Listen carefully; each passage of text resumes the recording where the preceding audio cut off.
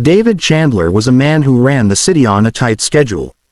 As the CEO of Chandler Technologies, a leading software company in Silicon Valley, he had no time for distractions, least of all Christmas. His office gleamed with chrome and glass, decorated only by sleek screens and a single, sterile orchid. The city outside twinkled with holiday lights, but inside David's office, the only glow came from his multiple monitors and the pale winter sunlight filtering through floor-to-ceiling windows. Once, long ago, David had loved Christmas, the smell of pine, the warmth of family gatherings, and the thrill of waking up to freshly fallen snow. But those days were buried under years of ambition, board meetings, and endless spreadsheets. Now, the thought of slowing down for a holiday felt like weakness. It was mid-December, and snowflakes drifted lazily outside. David sat at his desk, reviewing quarterly reports with his signature intensity, when the office intercom buzzed.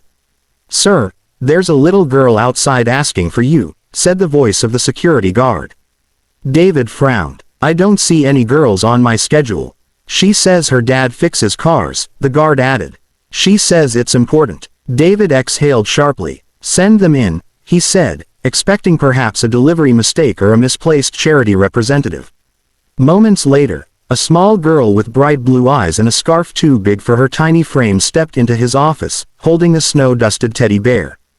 Behind her trailed a man in grease-stained overalls, his hands still carrying the smell of motor oil. "Mr. Chandler," the man said cautiously, "I'm Tony Russo, from Russo Auto Repair. This is my daughter, Lily. She, really wanted to meet you." David's brow furrowed. His first instinct was irritation. He had no time for strangers, especially not those bringing children into his office. "And what, exactly, do you want from me?" Lily stepped forward, her little voice firm and clear. Mr. Chandler, can you help me fix something?" David blinked. "Fix? What?" "My dad says you can fix anything," Lily replied, clutching her teddy bear tighter. "But I think, maybe you can fix hearts too." David stared at her blankly. Children didn't speak like this. "I'm not sure I follow," he said. Lily reached into her coat pocket and pulled out a crumpled drawing. It was a colorful, chaotic picture of a giant, sad-looking man sitting at a desk with no Christmas decorations. Next to him, a tiny girl waved, holding a teddy bear. At the top, in wobbly crayon letters, was a simple plea: "Please don't be lonely this Christmas." David's hand trembled slightly as he looked at it. He hadn't realized how distant he had become from the world outside his office walls. "Who drew this?" he asked, his voice softer than he intended. "My daddy," Lily said proudly, though a flicker of concern showed in her eyes. "He says some people forget how to be happy, so we have to remind them." Tony stepped forward. "Mr. Chandler, I know this might seem out of place, but I've seen you around.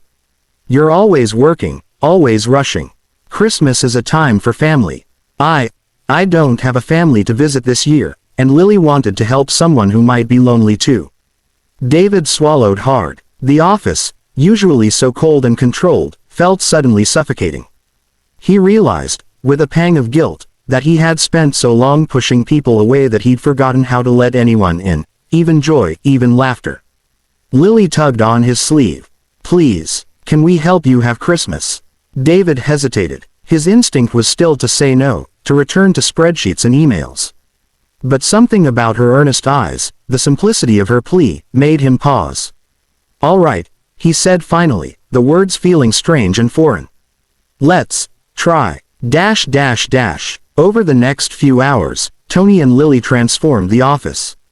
Lily hung ornaments on potted plants, strung lights along the edges of the glass panels, and carefully arranged a small makeshift tree on David's desk. Tony brought a portable speaker, and soon soft carols filled the room. David watched quietly, unsure if he should smile. When Lily placed a tiny star atop the tree, she looked up at him expectantly. "There, that's the best tree ever."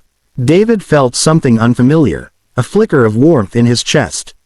He noticed the coldness that had clung to him for so long beginning to thaw. The office, for the first time in years, felt alive. "Thank you," he said quietly, almost to himself. "I forgot what this felt like." Lily grinned. "That's why we're here." For the first time, David allowed himself to step away from his work.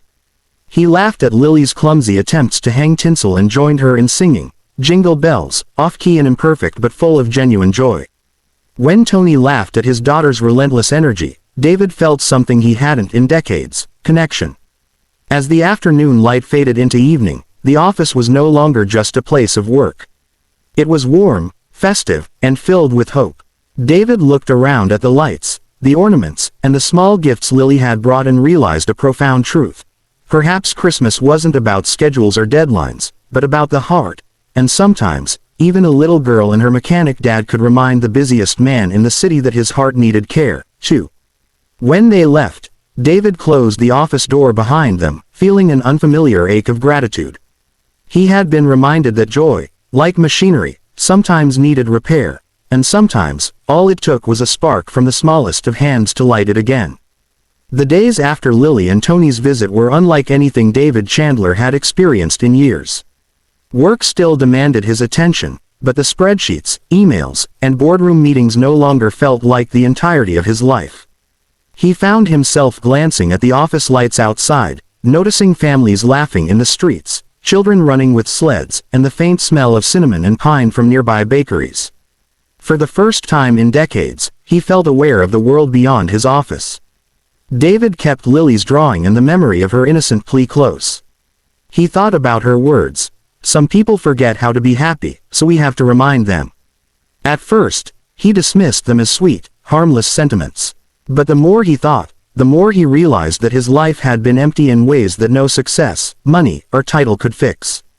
One evening, as the city below twinkled with Christmas lights, there was a knock at his office door. David looked up, expecting a colleague or an assistant.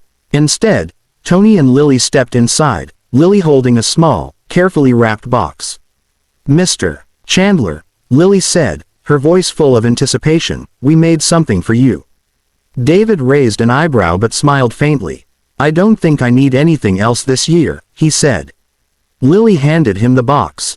"Open it." Inside was a tiny handmade ornament shaped like a heart, covered with glitter and decorated with snowflakes and stick figures, presumably Lily and Tony herself.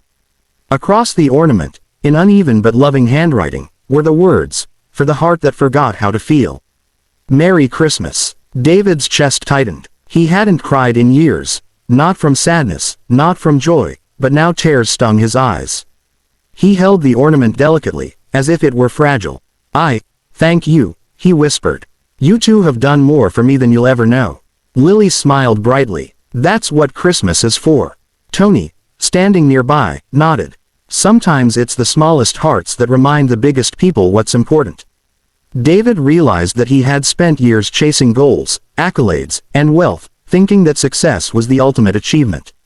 But now he understood that happiness was not in numbers on a spreadsheet, it was in warmth, in connection, and in giving. The very next morning, David made a decision. He called a company-wide meeting and announced that Chandler Technologies would host a special holiday event for local families, especially those in need. He reached out personally to charities, offered donations, and encouraged his employees to volunteer. The response was overwhelming. Everyone wanted to be a part of something bigger, something that truly mattered. When the event day arrived, the office was transformed. The sterile, glass and chrome space had become a winter wonderland. Twinkling lights hung from every surface, garlands draped the walls, and the aroma of cookies, cocoa, and fresh pine filled the air. Families, many of them struggling and some living in shelters, arrived with wide eyes and hopeful smiles. Children dashed through the corridors, squealing with delight, while volunteers handed out food, toys, and warm clothing.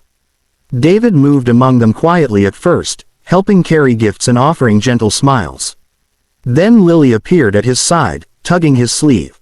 "Come on, Mr. Chandler, we have to play." He laughed, a deep, genuine laugh that surprised even him.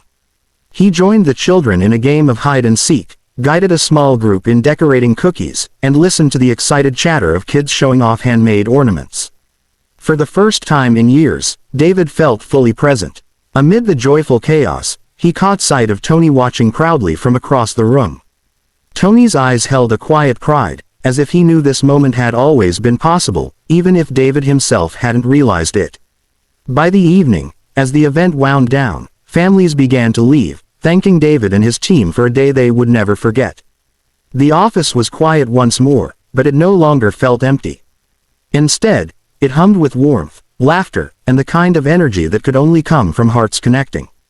David returned to his office, Lily's heart ornament clutched in his hand.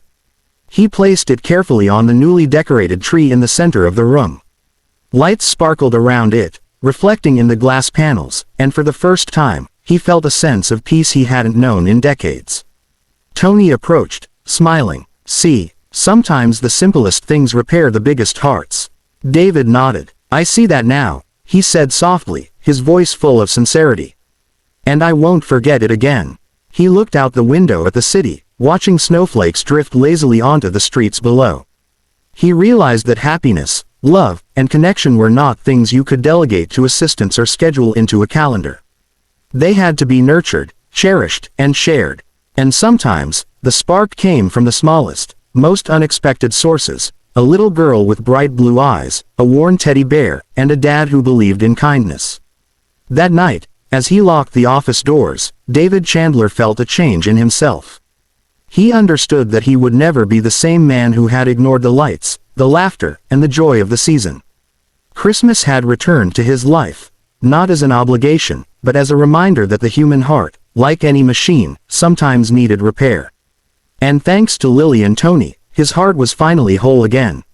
For the first time in decades, David Chandler looked forward to Christmas, not as a CEO with deadlines, meetings, and profits, but as a man whose heart had been touched, healed, and forever changed by a little girl and her mechanic dad.